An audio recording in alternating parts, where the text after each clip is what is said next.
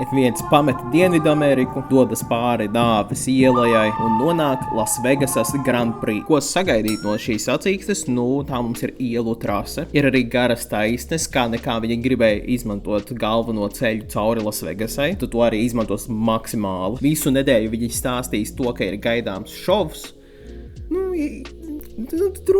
Īstais šovs, manuprāt, ir pēc garākās taisnes trasē, kur mums ir kārtīgs bremzēšanas punkts, kurš aiziet ļoti šaurā līkumā. Un, ja salīdzina ar citām jaunākajām trasēm F1 kalendārā, tas ir viens no labākajiem apdzīšanas punktiem, kas ir pievienots. Visa trase ir uzbūvēta tā, ka var labi sakot līdzi, un tad tas viens bremzēšanas punkts perfekta iespēja pārbaudīt braucēja pārliecību. Atšķirībā no pārējām Amerikas sacīkstēm, tā ir arī nakts sacīkste, bet lai visiem pārējiem cilvēkiem nebūtu pirmdienā jāskatās formula, tad tas ir dienu agrāk Amerikā, bet mums tam vajadzētu būt kā ierasti. Protams, tikai piefiksējiet laikus. Tā, es šo esmu iefilmējis neregulāri ātri. Tā kā, Dāvidi, ja ir kaut kādas interesantas ziņas, iemet tagad. Vau, es šo nebūtu gaidījis. Tad vēl es īsi parunāšu par čempiona titula cīņu. Lando Norris vienkārši turies formā. Viņam pēdējās divās sacīkstēs ir vai nu paveicies, vai arī kā Brazīlijā, viņam vienkārši sanāca. Tad pēdējās trīs sacīkstēs nedrīkst iebremzēt. Oskars Piastri,